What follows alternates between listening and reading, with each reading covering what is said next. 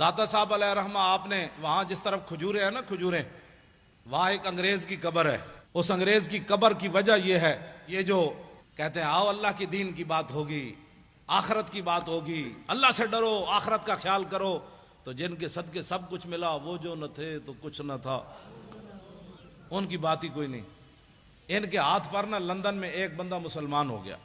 جب وہ مسلمان ہوا انگریز تو کہنے لگا کہ مسلمان تو میں ہو گیا، لیکن میں نے قرآن پڑھا ہے کہ جناب سلیمان علیہ الصلوۃ والسلام کا ایک وزیر آصف بن برخیہ وہ تخت بلقیس اتنا بڑا اٹھا کر لایا آنکھ جھپکنے سے پہلے. یہ بتاؤ ایک بندے کے اندر وہ پاور کہاں سے آئی، کیسے کس پاور سے وہ لایا؟ اب یہ تو نبی کی پاور نہیں مانتے، آصف بن برخیہ کی پاور کس نے مان لی؟ ہنسنے والی بات نہیں، یہ رونے والی بات. یہ تو لوگوں کو کہتے ہیں نہیں کوئی کچھ نہیں کر سکتا. انگریز نے کہا میں نے تمہارا قرآن پڑھا اب تو میں بھی مسلمان ہو گیا. بتاؤ وہ آصف بن برخیہ انسان ہو کر کس پاور سے لایا آنکھ جھپکنے سے پہلے اتنا بڑا تخت؟ انہوں نے اگر مگر کی، اور کہنے لگا کہ اگر مگر نہ کرو میں نے جواب دے ہوئے دا. جواب ان کے پاس تھا ہی نہیں. تو انگریز کہنے لگا بات یہ ہے کہ میں مسلمان تو ہو گیا لیکن اب میں کافر نہیں ہوتا دوبارہ، لیکن میرا یہ قرض ہے اسلام پر، مجھے اس کا جواب چاہیے. اب وہ بیچارے وہ لوٹے بسترے اٹھائے پھرتا رہا دین کی خدمت کے لیے. پھر لاہور آیا، پھر لاہور کبھی یہ کدھر لے جائیں کبھی کدھر لے جائیں، یہ بارڈر دیکھو، یہ فلاں دیکھو، یہ فلاں دیکھو. اس نے کہا میں نے مینار پاکستان نہ وکھاؤ، میں نے دسو آصف بن برخیہ کیویں لے آیا تھا، میں واپٹا ہاؤس ویکھن نہیں آیا، مجھے بتاؤ کیسے.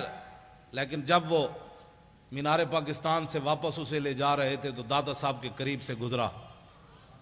پردوں میں چھپا ہو تو چشم بینا دیکھ لیتی ہے، اور زمانے کی طبیعت کا تقاضا دیکھ لیتی ہے. انوکھی وضع سارے زمانے سے نرالے ہیں، الہی عاشق کون سی بستی کے رہنے والے. جب وہاں سے گزرا نا تو میرا ایمان یہ ہے کہ داتا صاحب نے خود اس کا منہ پھیرا ایسے. وہاں سے جب گزرا تو کہنے لگا یہ کون ہے، یہ مزار کے یہ گنبد کس وقت؟ انہوں نے کہا یہاں شرک ہوتا ہے، یہاں شرک ہوتا ہے. بھائی یہاں کوئی تعجب کی بات ہے، جب حضور کے سامنے یہ بکواس کرتے ہیں شرک ہوتا ہے، تو داتا صاحب کے سامنے ان کا بکواس کرنا کوئی محال تو نہیں نا. جب حضور کے سامنے کھڑے ہو کر بک بک کرتے ہیں وہاں کہ ہذا حرام ہذا شرک، اتنے بڑے مفتی حضور کے سامنے بک بک کرتے ہیں. سمجھیں یہ بات. ہاں جو حضور کے سامنے کھڑے ہو کر بک بک کرتے ہیں انہوں نے ہی بم دھماکہ کرایا ہے. ہاں بالکل یہ بات ہے، اس میں کوئی الجھن والی بات نہیں ہے. جنہوں نے جنت البقیع کے مزارات گرائے انہوں نے ہی بم دھماکہ کرایا ہے. ہاں جنہوں نے جنت المعلیٰ کے مزارات گرائے انہوں نے ہی بم دھماکہ کرایا. جنہوں نے امیر حمزہ کے قبر انور کو ڈھایا انہوں نے ہی بم دھماکے کرائے. اس میں امت کی دو رائے نہیں ہونی چاہیے.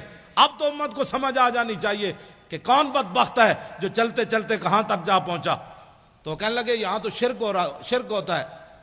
وہ انگریز کہنے لگا مجھے تو یہاں سے خوشبو آ رہی ہے، تم کہتے ہو شرک ہوتا ہے. اس نے کہا گاڑی روکو، میں نے اندر جانا ہے، گاڑی روکو. اب انہوں نے گاڑی مجبوراً روکنی تھی اس لیے کہ وہ ایک کو لے کر پوری دنیا پھر رہے تھے. یہ انگریز ہم نے مسلمان کیا، یہ انگریز ہم نے مسلمان کیا. تو جس بابے 90 لاکھ مسلمان کیتا ہوتا تھا احسان ہی کوئی نہیں. ایک انگریز دا اس مسلمان کر کے احسان کر دے پھر دے. وہ انگریز جو ہے ساتھ چل پڑے، بھائی اس کو بتائیں گے یہاں یہ شرک ہوتا ہے، یہ بدعت ہوتا ہے. ساتھ ساتھ دوڑ پڑے ساتھ ہی. جب وہ سیڑھیوں سے چڑھا تو آگے ایک بزرگ کھڑے تھے. انہوں نے معانقہ کیا، گلے لگا کر اس کو ملے اور اس کو بٹھا لیا. اور بٹھانے کے بعد اس سے پوچھا کس چیز کی طلب ہے تمہیں، کیا چاہتے ہو؟ انگریز تھا ٹھنڈے علاقے کا. اس نے کہا مجھے چائے چاہیے. انہوں نے ایسے ہاتھ کیا، چائے کی پیالی اس کے ہاتھ میں.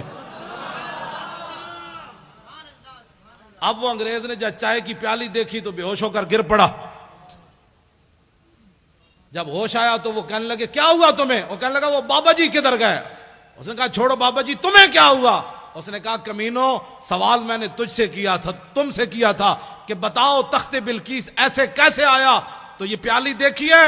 نے کہا ہاں. اس نے کہا یہ پاکستان کی نہیں ہے، ہندوستان کی نہیں، افغانستان کی نہیں، لندن میرے گھر کی پیالی ہے. یہ لندن میرے گھر کی پیالی ہے. میں نے سوال کیا تھا، اسلام پر میرا قرض تھا سوال کہ یہ تخت بلقیس کیسے آیا. تو بابا جی نے میرے لندن سے پیالی ایسے پکڑا کر فرمایا کہ جیسے میں نے پیالی پکڑائی تخت بلقیس ایسے آیا. اور کیسے آیا؟ اس نے کہا جاؤ تم زندے ہو کر جواب نہ دے سکے، صاحب مزار نے مجھے جواب دے دیا، جاؤ۔ اب کبھی گئے تو اس انگریز کی قبر پر ضرور دیکھنا ہے۔ پھر ساری زندگی داتا صاحب جھاڑو دیتا رہا، کہنے لگا میرا ایمان تو اس بابے نے بچایا۔ کل آپ نے بھی پڑھی، کس نے آیت پڑھی؟ انہوں نے پڑھی، یا ایھا الذین آمنوا اتقوا اللہ وکونوا مع الصادقین کا معنی یہ ہے۔ ڈی چوک میں آپ کا بیٹھنا بھی کمال ہے، لیکن اس کے ساتھ ہمارے بزرگوں کا بیٹھنا بھی کمال تھا۔ آپ اکیلے نہیں بیٹھ سکتے تھے، وکونوا مع الصادقین کا یہی معنی ہے۔ جب آپ دیکھتے تھے کہ یار یہ ویل چیئر والے اگر مر گئے تو ہمارے مرنے میں کیا ہے، تو آپ کہتے اچھا پھر ہم بھی حاضر ہیں۔ تو بات تو ہوتی ہے نا، وکونوا مع الصادقین کا معنی سمجھے آپ کیا اس کا کیا ہوتا ہے؟ اس سے ایمان بچ جاتا ہے، اس سے بندہ دلیر ہو جاتا ہے۔ ورنہ اگر ہم بھی وہاں کہتے ویل چیئر جناب، وہ ویل چیئر جب غازی صاحب کا ہم نے جلوس نکالا تھا نا پہلی بار لاہور میں، تو انہوں نے آنسو گیس پھینکے، تو میری شیخ اظہر صاحب گاڑی لائے، بیٹھے بیٹھے استاد صاحب بیٹھے۔ میں نے کہا استاد صاحب بیٹھ گئے تو غازی کی بات کون کرے گا؟ سارے دوڑ گئے، میرے ساتھ 5 بندے رہ گئے آنسو گیس کھاتے ہوئے۔ میں نے کہا کس نے آنسو گیس پھینکے؟ پولیس والے کہنے ہم نے تو نہیں پھینکے۔ جب مجھے سب نے دیکھا تو پھر واپس آ گئے۔ کیوں جی؟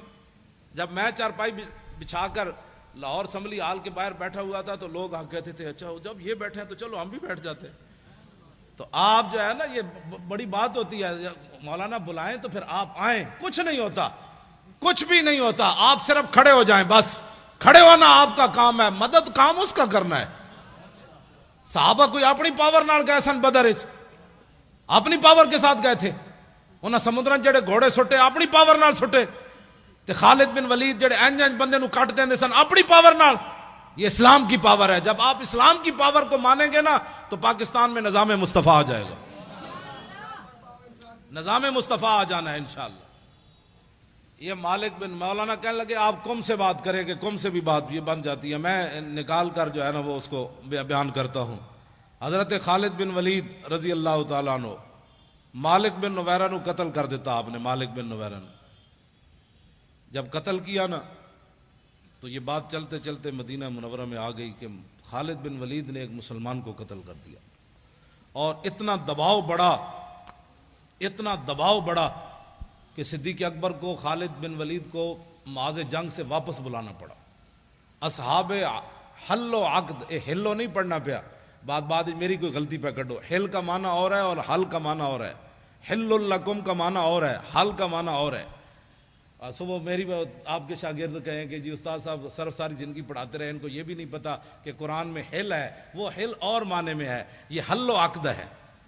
اصحاب حل و عقد، صحابہ بڑے بڑے اجلہ صحابہ، ان کی مجلس طلب کی گئی اور خالد بن ولید کو پیش کیا گیا۔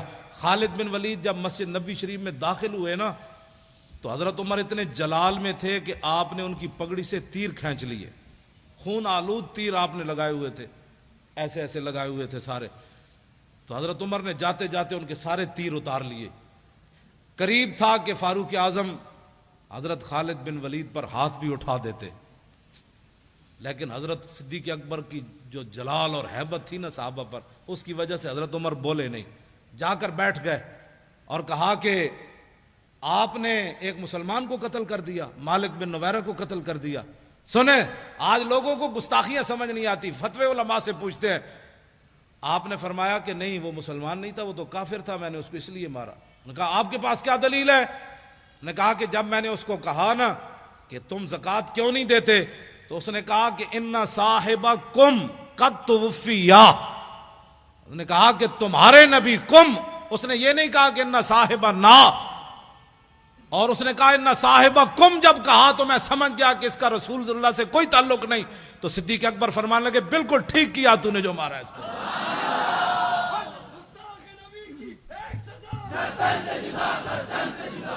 یہاں تو کم سے بھی بات بن جاتی ہے، کیوں جی نا اور کم، ہاں فرمایا اس نے کم کہا، سیدنا صدیق اکبر نے کہا بالکل ٹھیک، اصحاب حل و عقد نے کہا بالکل ٹھیک، فاروق اعظم نے کہا بالکل ٹھیک، کسی نے بھی نہیں کہا۔